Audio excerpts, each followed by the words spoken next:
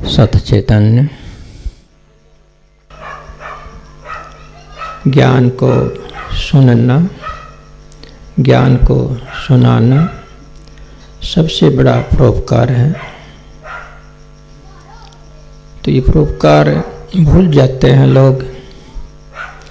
अगर सत्संग करवाते रहें तो तुम्हारी लाइन बनी रहेगी, सत्संग ना कराओगे तुम्हारी लाइन उतर जाएगी। लाइन मन की पटरी पर आ जाएगी, अहंकार की पटरी पर आ जाएगी, मोह ममता की पटरी पर आ जाएगी, यानी दुख की पटरी पर आ जाएगी। आत्मा की लाइन छोड़ दी और दुख आया। आत्मा की लाइन पकड़ो तो सुख रहेगा। तो सत्संग तो आत्मा की लाइन को पकड़ाए रहने के लिए है। इसको भूल जाते हैं लोग। सही सीधा जो ज्ञान है वो सुनने को राजी नहीं। जिस सत्संग में पाखंड हो, मनोरंजन हो, मन की खुशियाँ हो, नाच हो, कूद हो, वहाँ सत्संग चलता रहता है। अगर मैं भी इस बात को लेता तो सत्संग चलता रहता। तो सच्ची बात को कम ही धारण करते हैं, बाहर की बातों को ज़्यादा धारण करते हैं। किसी ने कबीर साहब से पूछ लिया कि सत्संग कितनी बार सुनना चाहिए। कबीर साहब ने कहा कि होश कर तो दिन में एक बार सत्संग मिल जाए बहुत अच्छा है। माहौल बदल जाए, मन बदल जाए, शांति रहे, संतोष रहे, लाइन बनी रहे। तो फिर सवाल किया कि एक दिन में ना सुन सके तो कितनी बार सुने? कि हफ्ता में एक बार तो सुन लेना चाहिए। हफ्ते में एक बार सत्संग सुन ही लेना चाहिए। कि एक ही बार हफ्ते में ना सुन सके तो कि 15 दिन में एक बार सुन लेना चाहिए। कि 15 दिन में भी ना सुन सके तो महीने में तो सुन ही लेना चाहिए। महीने में भी ना सुन सके तो 2 महीने में तो सुन लेना चाहिए।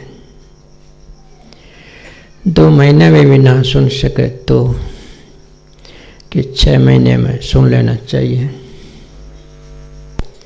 6 महीने में भी ना सुन सके तो कि साल में तो एक बार सुन ही लेना चाहिए। अगर साल में भी ना सुन सके तो उस आदमी के अंदर जीना और मरना क्या है, वो मरे के बराबर है। अगर साल में एक बार भी नहीं सुन सकता, कबीर साहब ने कहा कि वो मरे के बराबर है, वो आदमी नहीं है। वो दुख उठाएगा, उसे सुख जीवन में नहीं मिल सकता। तो साल में तो एक बार सुन ही लेना चाहिए। कितने साल हो जाते हैं सुने, आप ही बताओ। आप में कितने लोग हैं जो एक साल में एक सत्संग सुन लेते हैं? कोई कोई होगा, लेकिन सुन लेते हैं। वो दूसरा तरीका है, वो टीवी का है, वो फोन का है। लोग टीवी पर हो चाहे रोज़ सुन लेते हों, लेकिन टीवी पर जो सत्संग आते हैं उनमें कोई कोई सत्संग होता है, बाकी सत्संग नहीं होते। वो मनोरंजन के अड्डे होते हैं। वहाँ नाच होता है, कूद होता है। वहाँ तो कोई शब्द भी सुनाते हैं तो साथ में नृत्य होता है, नाचना कूदना होता है। एक महफिल होती है जो तुम्हारे मन को जोड़ देती है बाहर। उनको हम सत्संग नहीं कह सकते। ये तो आपकी बर्बादी की लाइन है जो ऐसे सत्संग चले हुए हैं जो तुमको बाहर जोड़ देते हैं। वो सत्संगी क्या है जो तुम्हें आत्मा से ना जोड़ता हो, जो आत्मज्ञान के लिए प्रेरित ना करता हो। हम उसको सत्संग नहीं कहते, उसको बाहर मुखी जरिया कहते हैं। तो सत्संग का तो ऐसे का तो सुनना ही क्या है।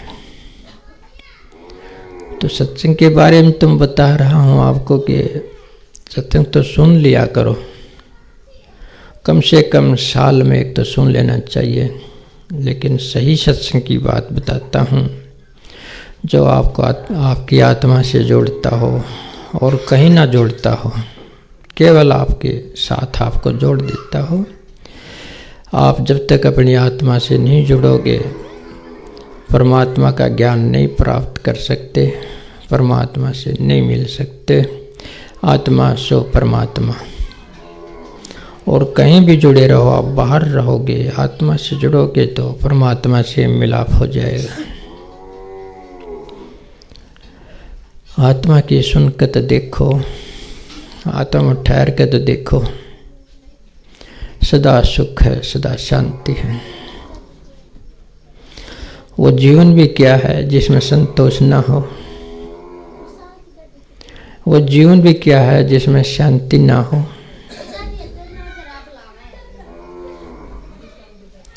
वो जीवन भी क्या है जिसमें सब्र ना हो, जिसमें ज्ञान ना हो, जिसमें मेल जोल ना हो, जिसमें प्रेम ना हो। वो जीवन भी क्या है?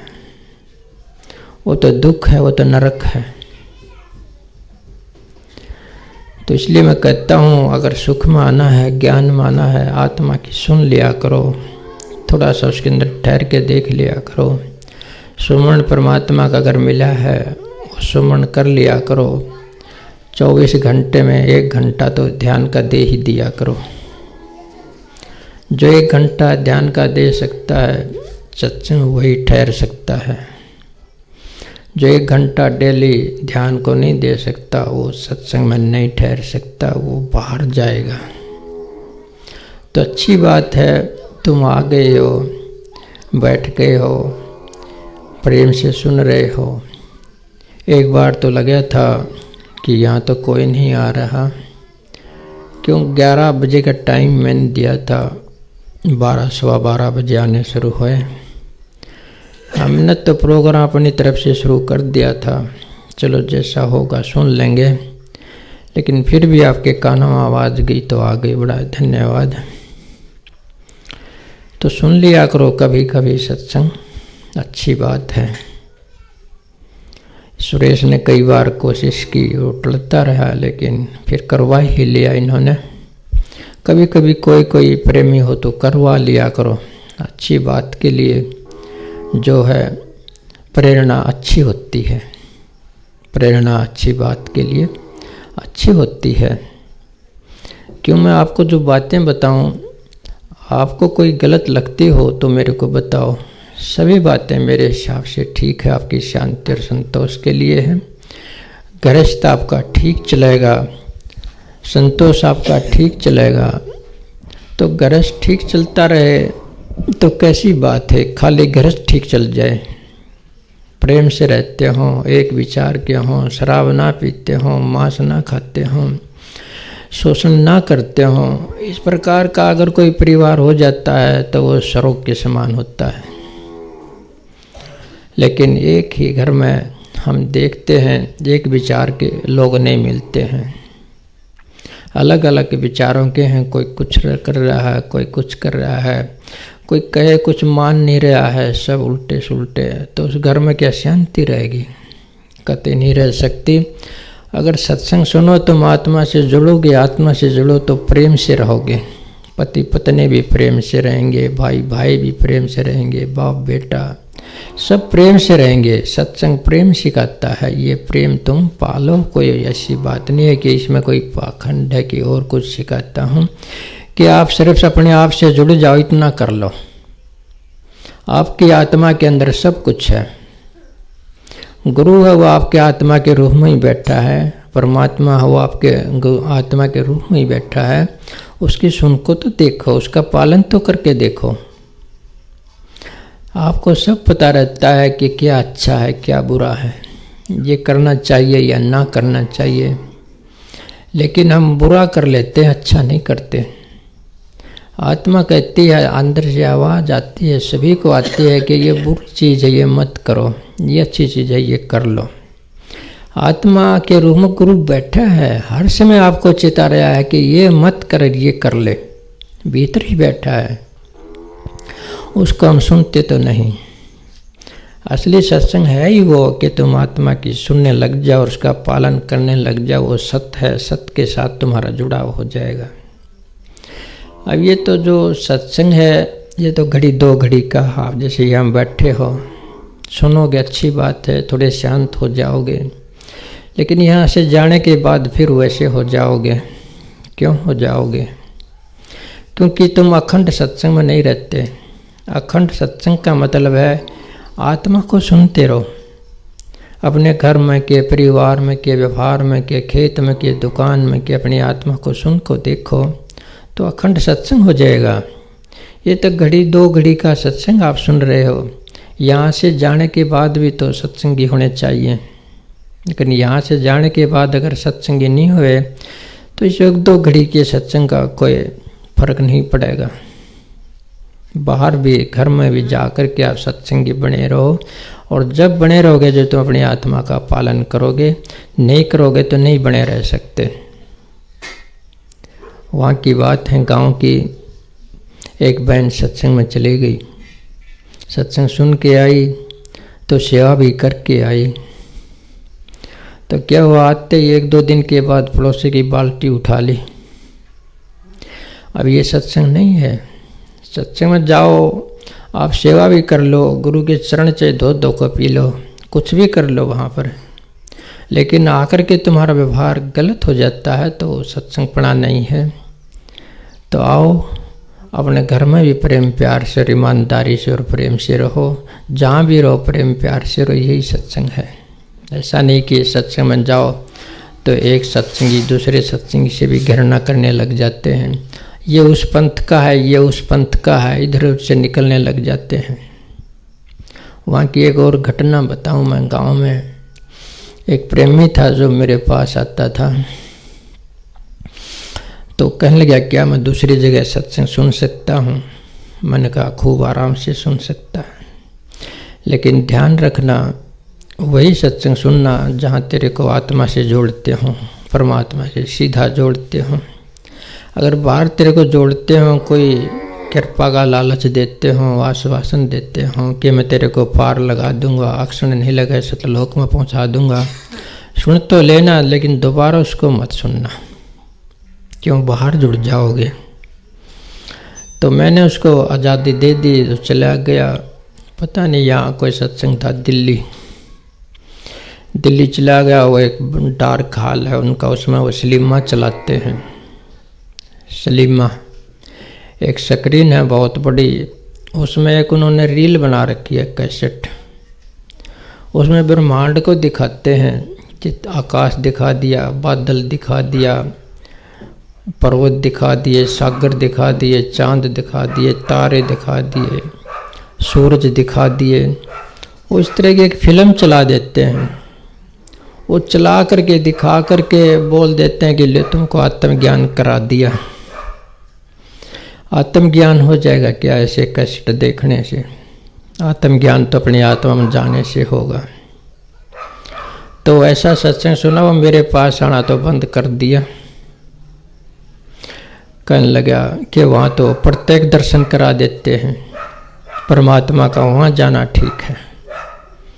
अब ये सूरज तो आप देख रहे हो, चांद तारे भी देख रहे हो, इतनी बड़ी धरती को देख रहे हो, घूम आते हो, तुम सागर देख लेते हो, नदियाँ देख लेते हो, क्या इससे तुम्हें ज्ञान हो जाएगा? संसार में ऐसे सत्संग चलते हैं कि बाहर मुखी कर देते हैं, आत्मा से दूर हटा देते हैं। और वो ऐसा गया कि मेरे पास आना बंद कर दिया, क्योंकि मैं सीधा बता दिया हूँ, इसमें तो पालन करना पड़ता है, आत्मा में जाना पड़ता है, ये थोड़ा मुश्किल लगता है। तो कहने लगा आपके पास मैं था, आपने बताया जो करा, वो मेरे को ध्यान किया तो ध्यान में मेरे को सूरज दिखाई देने लग गया, ध्यान में सूरज दिखाई देने लग गया। मैंने कहा कि जो सूरज तेरे को दिखाई देता था वहाँ कैसेट में सूरज देख के क्या हो गया? कैसेट में ज्यों ही सूरज देखा तो उसने भीतर का सूरज दिखाई देना बंद हो गया। भीतर का सूरज दिखाई देना बंद हो गया क्योंकि बाहरमुखी हो गया। अरे मैंने कहा दिखता तो यहाँ भी था, अंधेरे में भी दिख जाता था, तेरे को रात में भी सूरज दिख जाता था, बैठता था पलक झुकाता तभी सूरज दिख जाता था। बोला इसमें आपकी क्या कृपा हो? तो मैंने करनी से पाया था। अब करनी से पाया वो अच्छा है कि कृपा से पाओगे वो अच्छा है? कृपा से पाओगे वो अच्छा नहीं है, जो करनी से पाओगे वो अच्छा है। तो कुछ दिन में क्या हुआ, उसकी नस फट गई, दिमाग के रो मर गया।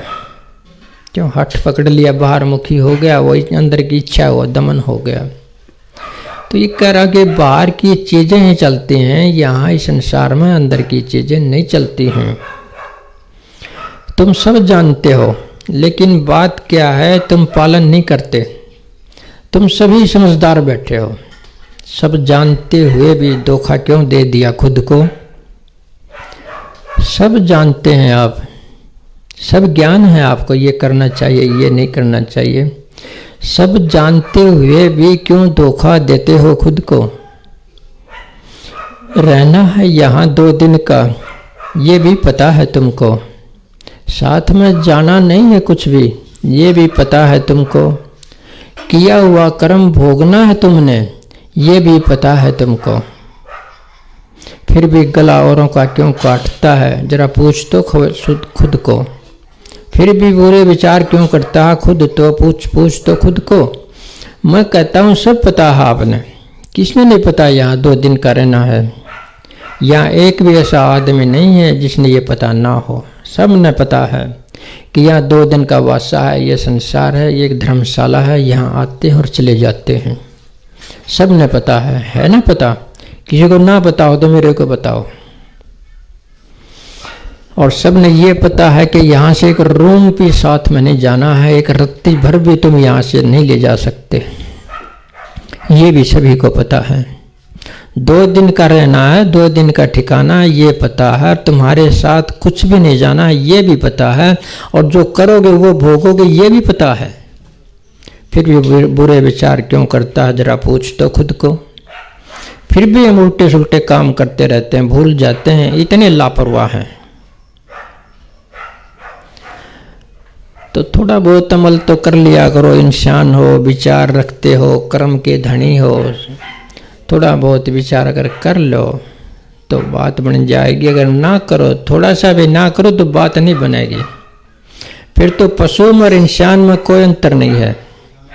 सुबह उठे, काम धंधे में लग गए, सारा दिन काम किया, फिर शाम आई, फिर सो गए, फिर अगले दिन फिर वही। सुबह उठे, काम धंधा किया, भोगा, खाया पिया, फिर शाम हुई, फिर सो गए, फिर ऐसा ही किया। सारा जीवन ऐसे नहीं निकल जाता। तो बताओ परमात्मा को याद कब करते हो? परमात्मा को याद नहीं करते बिल्कुल भी। 1-आधा घंटा बैठ लिया करो। जिसके पास नाम है, जिसके पास नाम ना हो, ध्यान विधि ना हो, तो वो कहीं भी ठीक लगे जहाँ सत्संग, वहाँ अपना नाम ले करके, परमात्मा का विधि ले करके तुम बैठ लिया करो। गृहस्थी आदमी हो तब तुम नहीं कर सकते, बच्चे तुम नहीं छोड़ सकते, अध्ययन गहरा तुम नहीं कर सकते। क्या करोगे आप? घर में रहते हुए, काम करते हुए भजन कर सकते हो और कुछ नहीं कर सकते। तो घर हैं, ठीक है, खाने कमाने का आपके पास साधन है, इसमें एक परमात्मा को याद कर लो तो खड़े हो जाओगे। वो गृहस्थी बहुत अच्छा होता है जो ईमानदारी से काम करता है और अपना 2 टाइम भजन कर लेता है, थोड़ा बहुत हाथ से छोड़ देता है, वो आदमी, वो गृहस्थी खरा होता है बिल्कुल। तो ये गुण गृहस्थी में नहीं है तो उसको हम क्या कहेंगे? वो गृहस्थी कहलाने का अधिकारी नहीं है। वो वैसे ही पशुओं की तरह जीवन व्यतीत करता है और चला जाता है। पशु और इंसान में क्या कमी है? वो भी बच्चे पैदा करते हैं, पशु भी, वो भी खाते पीते हैं, वो भी सोते हैं, उठते जागते हैं। इतना ही आप करते हो तो आप और पशु में अंतर क्या हो गया? क्या हो गया? कुछ अंतर करो, इंसान की तरह से अपने आप को व्यक्त करो, तभी तो बात बनेगी। कर लिया करो। ये बाहर के जो ऐश है, ये बाहर का जो सुख है, बाहर का जो ये पाखंड है, कर्म है, कांड है, ये आपके लिए बाधा है। आप इसको कितना भी जी लो, कितना भी भोग विलास में चले जाओ, कितना भी धन दौलत कमा लो, कितना भी मान प्रतिष्ठा कमा लो, आपको वो चीज़ नहीं मिलेगी जो आपको मिलनी चाहिए। मिल जाएगी थोड़ी बहुत देर के लिए, ज़्यादा देर वो नहीं ठहरेगी, और जो ज़्यादा देर नहीं ठहरती वो किस काम की, वो दुख देगी। आएगी तो जाएगी, जाएगी तो दुख होगा। तो ये सुख है, ये सुविधा है, ये भोग विलास है, मान प्रतिष्ठा है, कर्म है, कांड है, ये सब कुछ नहीं है। लोग मान लेते हैं कि यही सब कुछ है। मैं कहता हूँ ये सब कुछ नहीं है, ये बस थोड़ी सी देर का, जब तक तुम जवान हो, बूढ़े नहीं हो जाते, जब तक ही है। तुम बूढ़े हो जाओगे, बीमार हो जाओगे, मूंग की दाल और सूखी रोटी डॉक्टर बता देगा, बैठे रहियो सारा सुख सुविधा को लेकर के। राम मिला न दाम मिला, कुछ नहीं। तुम कर लिया करो कुछ। तो करने के लिए मैं कहता हूँ ये आपके बस की बात नहीं। करने के लिए मैं कहता हूँ तो यहाँ कौन आएगा। मुफ्त बांटा जाए, आश्वासन दिया जाए, आ जाओ, मैं तुमको नाम दे दिया और तुम्हारे कर्म काट दिए, बस तुम मरोगे, तुमको मैं ले जाऊंगा सतलोक में सीधा, मेरे साथ रहना, तुम्हारा काम बन जाएगा। अगर मैं ऐसा कह दूँ तो डटे रहोगे तुम मेरे साथ। मैं कहूँगा कृपा से कुछ नहीं बनेगा, करनी से बनेगा, फिर डट नहीं सकते आप। करनी आपके बस की नहीं। आप तो मुफ्त में चाहते हो, मुफ्त में तो यहाँ बाजार में 5 पैसे की सुई भी नहीं मिलती।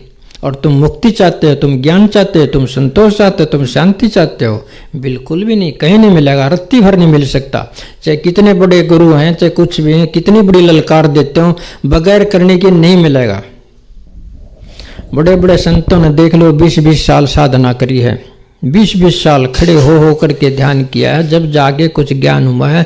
आपको कैसे हो जाएगा? मैं आपके अब तरफ ऐसे हाथ कर दूं कि हो गया ज्ञान, तुमको हो जाएगा? नहीं हो सकता। तुमने अपना कर्म आप करना पड़ेगा, तुमने अपना सुमरन आप करना पड़ेगा। मैं तुम्हारे नाम का सुमरन कैसे करूँगा? काम तो तुम्हारा सुमरन करना।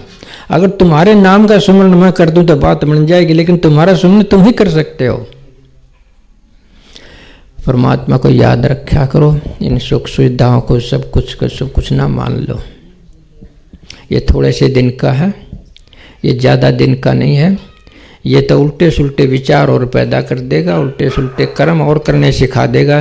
क्योंकि धन के लिए, दौलत के लिए, भोग के लिए, विलास के लिए उल्टे सुलटे कर्म तो करने पड़ेंगे। सीधे पादरे कर्म करके ये नहीं मिल सकता किसी को, उल्टे सीधे कर्म से मिल सकता है। और गया तुम्हारा जो जीवन व्यस्त। एक बार की बात है, एक बादशाह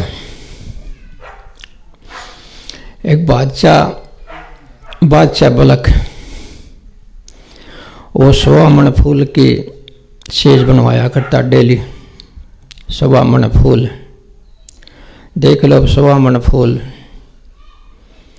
की सेज बनवा करके उस सेज पर सोया करता था। और वो काम एक दासी के हाथ था। एक दासी उसकी सेज लगाती थी डेली।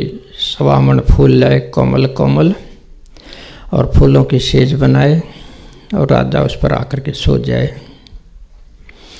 तो एक दिन क्या हुआ, राजा थोड़ा लेट हो गया। उसने सेज सजा दी। सेज सजा दी दासी ने।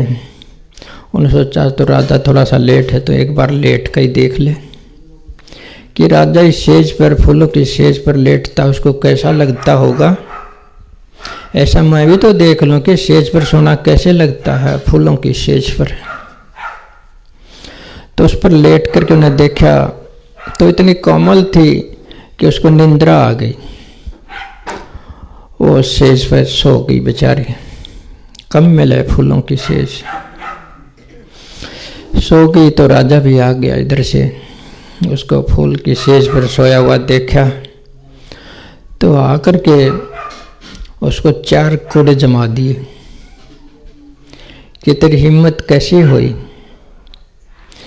ये जो फूल की सेज लगाई है ये मेरे लिए है, ये तेरे लिए नहीं है, ये राजा के लिए, ये दासी के लिए नहीं है। तेरी हिम्मत कैसे होगी कि तू इस पर सो गई। 4 कोड़े जमा दिए उसको। सपाट आया बेचारी को। एक बार तो रोई, एक बार हंसी। शुरू में दर्द हुआ तो रोई, थोड़ी देर में बेचारी हंसने लग गई। राजा था, उसको विचार में पड़ गया ये क्यों रोई और क्यों हंसी, कि क्या बात है। तो पहले रोई और अब हंस पड़ी। कहलाए महाराज जी मत पूछो, रहने दो। कहलाए नहीं बता क्या बात है, असल बात क्या है। कि मैं तो आध घड़ी के लिए सोई थी, इस पर मेरे को 4 कोड़े लग लिए। आप सारी उम्र से सोते आ रहे हो, पता नहीं कितने कोड़े लगाएंगे। हमारा यही कामना ना सभी का। कितनी सुख सुविधाएं हैं, इतने कोमल कोमल बेड हैं, उनके ऊपर बैठते हैं तो गरक जाते हैं, उनमें फूलों की सहज जैसे बना दिए। वो वैसे नहीं, उनके पीछे हमने कर्म ऐसे किए हैं, शोषण किया है, तभी किसी के घर में ऐसे सोफे सेट आ सकते हैं, ऐसे नरम नरम गद्दियाँ आ सकती हैं। वो वैसे नहीं आते हैं। हक की कमाई से, ईमानदारी की कमाई से चीज़ें नहीं जुड़ती जल्दी से, समझते हो। ज़्यादा ही साधन हो तो बात दूसरी है, नहीं तो नहीं जुड़ते, बेईमाना कर करके जुड़ती हैं। तो राजा ने सुनी बात तो बात ठीक थी कि आध घड़ी ये इस पर लेटी है, मैंने 4 कोड़े इसको दे दिए, मैं जीवन भर हुआ इस पर लेटता रहा, मेरे को पता नहीं कितने कोड़े लगेंगे। कर्म ना करोगे, भजन ना करोगे, सभी का लगेंगे। ये राजा की बात नहीं, हम सब की बात है। लेते रहो स्वाद, अब तो फिर देखी जाएगी। तो उसने पूछा फिर ये तो बात मेरी समझ में आ गई, क्या करूं। करे क्या, ऐसा करे कि अपने कर्म को मोड़ दे। जो तूने कर्म पहले किया उसको मोड़ दे, उस कदमों को अपनी आत्मा की ओर चलने दे। अगर तेरे कदम बाहर की ओर ना जा करके अंदर की ओर जाने शुरू हो गए, तुम आत्म स्वरूप पालोगे। आत्म स्वरूप पाओगे, तुम्हारे ये संस्कार हैं बुरे, ये हट जाएंगे और ये हल्के में टल जाएंगे सारे के सारे। जैसे कोई जंगल का पेड़ है, वो नरम है, आंधी आती है ऊपर से गुजर जाती है क्योंकि वो नरम है। आंधी आएगी वो झुक जाएगा, आंधी निकल जाएगी फिर खड़ा हो जाएगा। अगर जो सख्त पेड़ है उसको आंधी तोड़ जाती है, कैसा भी सख्त हो, कितना ही मोटा हो, कितनी भी जड़ उसकी गहरे में गई हो, आंधी उसको नहीं छोड़ सकती। जो सख्त हो, जो करड़ा हो पेड़ हो, पेड़ वही बचता है जो नरम होता, वो झुक जाता, वो लचीला होता, उसका लचीलापन सारे धक्कों को खा जाता है। तो आप आत्म स्वरूप पाने से ऐसे ही हो जाओगे, लचीले किस्म के। जो आपने बुरे कर्म किए वो ऊपर को उतर जाएंगे, आएंगे तो, लेकिन ऊपर से उतर जाएंगे। जैसे लचीले पेड़ के ऊपर से आंधी गुजर जाती है, ऐसे आपके ऊपर से भी बुरे संस्कारों के कारण जो भी धक्के आएंगे आप सहन कर लोगे। कारण एक है कि तुम वापस मुड़ जाओ, जिस रास्ते से सोचे उल्टा चलने लग जाओ, आत्मा को यात्रा शुरू कर दो, आपका समाधान हो जाएगा। अब उसने एक उदाहरण भी दिया कि कैसे चले हम उल्टे। कि एक आदमी शाम को घूमने निकल गया, साइड में से मुरस्थल था, रेगिस्तान। उस रेगिस्तान में गया तो वो उसको जो राचौंधा आ गया। घर आने की बजाय वो जो है रेगिस्तान था, जो मुरस्थल था, जो रेता था, उसकी ओर ज़्यादा चला गया। वो बाहर को चला गया, घर आना था बाहर निकल गया, दूर चला गया। अब रेगिस्तान में दूर तक चला गया तो उसका जो राचौंधा टूट गया। राचौंधा टूट गया तो उसको पता ही नहीं मैं कहाँ से आया, कैसे आया, किधर जाऊँ, क्या करूँ, मेरे घर का पता नहीं है, क्या करूँ मैं। वो बैठ गया, थोड़ा सा होश में आया कि क्या करूँ, किधर जाऊँ, पता तो नहीं। तो जो रेता होता है उसमें पैरों के निशान पड़ जाते हैं। आप रेते पर के चलो तो पैरों के निशान पड़ जाएंगे। वो अपनी पैर देख ली कि ये पैर जिधर से आए हैं उधर ही चल, यानी इधर चला हो तो वापस उधर चल। अपनी पैर पकड़ ली लेकिन उल्टी तरफ पकड़ ली। हम भी ऐसे ही हैं, हमने जैसे उल्टे सीधे कर्म करे हैं, हम बहुत दूर निकल आए हैं। अब उन्हीं को पकड़ के उल्टे भी जा सकते हो। जैसे वो पैर पकड़ के उन्हें अपनी पैर ही पकड़ ली जो बालू रेते पर पड़ी थी, पैर को पकड़ते पकड़ते वहीं आ गया जहां उसका घर था। कि राजा ऐसे ही तू भी कर सकता है। अपने घर जाना है तो अपनी गति बदल दे, अपने मन की, अपने तन की, अपने कर्म की गति बदल दे तो अपने घर चला जाएगा। तो राजा ने उसकी बात सुन ली। अब क्या करने लग गया, वो डेली अध्ययन करने लग गया किताब का, गीता का के रामायण का के कुरान का के बाइबल का, कोई किताब थी उसने ले ली। अपनी किताबों अनेकों हैं, धार्मिक किताबें हैं। कर्म कांड करने लग गया, यज्ञ हवन कराने लग गया, दान पुण्य करने लग गया। तो दासी उसको फिर भी देख रही थी, कहने लगे ऐसा तो बात नहीं बनेगी, ऐसे ये परमात्मा आत्मा को पाएगा कैसे, अभी सारा कर्म तो बाहरमुखी कर रहा है ये। तो दासी ने क्या किया, उसका छप्पर था एक, जैसे ये छप्पर है, वो घास फूस का छप्पर था, उस पर चढ़ गई। चढ़ के ऐसे टटोलती जैसे उसका कुछ खोया गया, उस छप्पर पे चढ़ गई और ऐसे टटोलती जैसे उसका कुछ खोया गया। राजा ने उसको देख लिया कि ये पगली क्या टटोल रही है आज। तो उसने दासी से पूछा कि क्या टटोल रही है तो इसके अंदर है। कहने लगी मेरा हाथी खोया गया, उसको ढूंढ रही हूँ। अब छप्पर पर हाथी का क्या काम, इतना बड़ा हाथी छप्पर में तो वैसे कैसे चढ़ेगा, चढ़ेगा तो फिर कैसे डटेगा। ये कैसी मूर्खता की बात है कि घास फूस में तो हाथी ढूंढ रही है। कहने लगा महाराज तुम भी तो ऐसा ही कर रहा है। कि मैं ऐसे कैसे कर रहा हूँ, किताब में परमात्मा नहीं मिलेगा, सवाले में टाल बजाने से परमात्मा नहीं मिलेगा, पत्थर को नवाने से परमात्मा नहीं मिलेगा, इस तरह दान पुण्य करने से परमात्मा नहीं मिलेगा, उल्टा अहंकार हो जाएगा। आप कुछ कर लो बार में कि आपको परमात्मा नहीं मिलेगा, कुछ कर लो, चाहे एक एक दोहा याद कर लो, एक एक लाइन याद कर लो, सारी किताबें पढ़ के दर दो, सारी दुनिया में आपको वो नहीं मिलेगा।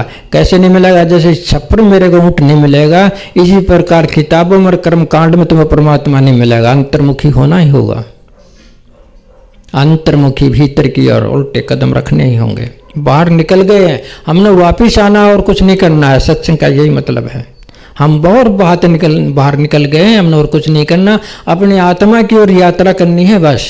इसका जरिया सुमरण है और ध्यान है और सत्संग है। तो फिर सवाल कर दिया दासी से, तो फिर क्या करूं कि एक महाराज रहता है नामा जी, बड़ा सिद्ध महात्मा, उसके पास चले जाओ अगर आपने आत्मा परमात्मा और स्वरूप को पाना है। तो उन्हें एड्रेस बता दिया, वो वहाँ चला गया, राजपाट सब छोड़ के त्याग सा करके वहाँ चला गया और कहने लगा महाराज मेरे को ज्ञान चाहिए, मेरे को रास्ता चाहिए। ठीक है मैं रास्ता आपको बता देता हूँ, लेकिन टाइम लगेगा। अभी तो मेरे पास रहे, सेवा कर और कुछ कर, जो भी होता वो सब कर। उसको वहाँ रख लिया उसने अपने आश्रम में कि यहाँ जो सेवा हो वो सेवा कर और जो कुछ हो वो कर, लेकिन अभी तेरे को ज्ञान नहीं मिलेगा, थोड़ा टाइम लगा, क्योंकि राजा था तुम, अभी तो अपने आप के भीतर की सफाई करनी है, कुछ टाइम लगेगा। तो उसने राजा 6 महीने आश्रम में रहा। 6 महीने आश्रम में रहा तो जो महात्मा का एक चेला था कहने लगा महाराज अब तो दे दो इसको ज्ञान। 6 महीने हो गए बेचारे को, राजपाट छोड़ रखा है, दुख उठा रहा है, पसीने आते हैं, कोमल सा शरीर है, फूलों पर सोया करता, अब देखिए ये तख्त पर सोता है, इसको दे दो ना ज्ञान अब दो। कहने लगे अभी नहीं, अभी इसमें बहुत कसर है। समझे ना, यही बता रहा हूँ कसर है, ये कसर हमारी अशुद्धि की है, ये हमने मिटानी है। तो कहने लगा क्या पहचान क्या है कि इसके अंदर अशुद्धि है। तो महाराज ने कहा अपने चेले से कि कल इसको तू अपशब्द बोल देना, उल्टे सीधे कुछ शब्द बोल देना कि आ गया महात्मा बनने के लिए। यहाँ तो ऐसे तो बहुत आते हैं, बहुत जालिए हैं, तो क्या नारा आया है तो भी ऐसे ही चला जाएगा, कुछ अपशब्द से इस तरह से बोल दिया आ गया महात्मा बनने के लिए। तो उसने कहा कि ठीक है जो तू कहता, अगर मैं राजा होता तेरे को बता देता, ये शब्द तो मेरे को बोलता तेरे को बता देता, तो कैसे उल्टे सुलटे शब्द मेरे को बोलता हुआ। अहंकार जागृत हो गया उसमें, अहंकार है तब तक ज्ञान नहीं होगा। तो कहने लगा वो चेला था महात्मा के जागे ठीक है, तो ये ज्ञान के काबिल नहीं है, अभी तो इसमें अहंकार जीवित है, अभी इसमें अहंकार जीवित है, काबिल नहीं है, ये भीतर से पवित्र नहीं है, ये ऊपर ऊपर से राजकाज छोड़ रखा है, भीतर से यूं कहते हूँ राजा है, अभी अभी राजा होने का घमंड अब भी है इसके अंदर। ये चेला नहीं, अभी राजा है, इसको ज्ञान नहीं मिल सकता। ऐसी अकड़ लेगा हम भी करेंगे तो हमको भी नहीं मिलेगा, चाहे सारी उम्र लगा दियो। नरम तो होना ही पड़ेगा, बिना अहंकार का तो होना ही पड़ेगा। तो 6 महीने और बीत गए। चेला कहने लगा महाराज अब तो काबिल हो गया होगा, कुछ दिखता है, नरमाई आ गई है। कहने लगा अब ऐसा करना कि ये यहाँ से जाए तो इसके ऊपर थोड़ा सा ये कीचड़ वाला पानी डाल देना, कीचड़ वाला पानी डाल देना, देखते हैं क्या होता है। तो वहाँ से गुजरा, उसने कीचड़ वाला पानी उसके सिर पर डाल दिया। सिर पर डाल दिया तो कहने लगे मैं तो इसी के लायक था, तुमने तो मेरी परीक्षा कर दी, आपने मेरे पे कीचड़ डाल के मेरी परीक्षा कर दी। आपने कीचड़ डाल भी दिया तो मेरे कोई असर नहीं है, मैं इसी लायक था, और भी डालता तो डाल सकता है। अब वो नरमाई आ गई उसके अंदर, वो जो पात्रता आ गई। कहने लगा महाराज इस तरह से हुआ, इस तरह से हुआ, तो अब वो ज्ञान के लायक है। अब उसको हम ज्ञान दे सकते हैं, उसको नाम दे सकते हैं, उसको ध्यान दे सकते हैं, अब वो सफलता पा सकता है। तो यही मैं कह रहा हूँ, थोड़ा सा नरम भी होना पड़ेगा। ये जो फूलों की सेज है, सुख सुविधा है, ये भी छोड़ना ही पड़ेगा। इसमें सब कुछ ना मानो कि सब कुछ यही है, और भी कुछ है, वो तुम्हारे भीतर है, बाहर नहीं है। लेकिन रुक जाते हैं, सत्संग को छोड़ जाते हैं तो फिर वही संसारी हो जाते हैं, वही दुख। अपनी लाइन को ना छोड़ो, कितनी भी तुमको तंग आए, कितना भी तुम्हारा मन तुमको बहकाए, अपनी लाइन को मत छोड़ो। जो अपनी लाइन को नहीं छोड़ता है, जो अंत तक निभा देता है, वही इंसान है। छोटी छोटी बातें आ जाती हैं, घबरा जाते हैं गृहस्थ में, तो वो सब कुछ छोड़ छाड़ के वैसे फिर मलिन जीवन में प्रवेश कर जाते हैं और दुख उठाते हैं अंत में। तो मेरा कहने का मतलब यही है, इन छोटे छोटे साधारण बातों से, कि तुम गृहस्थी हो, कम से कम अपना 1 घंटा 2 घंटा परमात्मा के लिए लगा दिया करो, तुम सदा सुखी रहोगे। इतना मुफ्त में मिल जाएगा, 1 घंटे के ध्यान भजन से आपको सुख मिल जाएगा। और 1 घंटा सुमरण ना करो, 24 घंटे संसार के लिए लगे रहो, दुख मिलेगा। 1 घंटा तो लगा दो, सत्संग सुन लिया करो। नहीं लगा सकते तो सत्संग तुम्हारे से लगवा देगा, 1 घंटा सत्संग सुन लिया करो। सत्संग ना सुनोगे तो नहीं लग सकते। और सत्संग में आपको सुना रहा है, आपको प्रेरित कर रहा है, आपके सबके ध्यान में आ रही है बात, तो ठीक है, हमें करना चाहिए। तो सत्संग आपको जगाता है, अच्छी करने के लिए जगाता है, तुमको लाइन पर लगाता है, तुम परमात्मा से जोड़ता है। और उससे बड़ी क्या बात होगी, तुम्हारा ये संसार भी ठीक से बसा रहेगा और आगे का संसार भी तुम्हारा खुल जाएगा, दोनों काम हो जाएंगे। तो रुका मत करो, एक शब्द भी है इसके बारे में, लौ लगी तो रुकना भी क्या, होश चढ़े तो भूलना भी क्या। लौ लगी तो रुकना भी क्या, और होश चढ़ी तो भूलना भी क्या। हरि के प्रेम में मीरा राची, आशिक उसके झुकते नहीं हैं, झुकते हैं तो वो आशिक भी क्या है। मीरा के जो प्रेम में मीरा नाची, राणा ने रोका तो रोका भी क्या। अब जैसे आप बहन बैठी हो, एक मीरा बहुत पीछे हुई है, इतनी बेधड़क हुई है कि सब कुछ कर लिया, उसको जहर भी पिला दिया, उसके पास सांप भी भेज दिए, उसको कुएं में भी लटका दिया, उसको घर से बाहर भी निकाल दिया, जो कुछ भी दुख दिया जा सकता सब दुख उसको दिया, लेकिन एक परमात्मा का नाम उसने नहीं छोड़ा। लौ लगी तो रुकना भी क्या, होश चढ़े तो भूलना भी क्या। आशिक उसके झुकते नहीं हैं, झुकते हैं तो आशिक भी क्या है। हरि के प्रेम में प्रहलाद राचा, पिता ने झुकाया तो झुकाया भी क्या। पिता ने झुकाया तो बताओ क्या झुकाया प्रहलाद को। पर्वतों से गिरा दिया, हाथी के नीचे कुचलवा दिया, तपते हुए खम से जो है उसको चिपका दिया, कढ़ाई में तलते हुए में डाल दिया, हर एक प्रकार का दुख उसको दिया। क्या उसने सत्संग छोड़ दिया। हमारे ऊपर छोटी छोटी बातें आ जाती सत्संग की, हम भूल जाते हैं कि सत्संग होता क्या है। मैं ये कह रहा हूँ, ये जीवन चली जाएगी बातें में चले जाओगे, तुम कुछ नहीं रहेगा तुम्हारे पास। बात करते रहो, चले जाइए, इसकी निंदा उसकी चुगलाई, ये बात वो बात। सत्संग में आकर के उधर उधर की बातें करोगे, तुम्हारा कल्याण कैसे होगा। प्रेम से आओ और सत्संग सुनो। जैसे आपको अगर हमने सारी बातें इसलिए बताए हैं कि तुम्हारी लाइन बनी रहे, तुम्हारा जीवन सफल हो जाए। तो मोटी बात यही है कि सत्संग में टाइम लगे तो सारे काम छोड़ के, कहता हूँ मैं, सारे काम छोड़ के सत्संग सुन लेना चाहिए।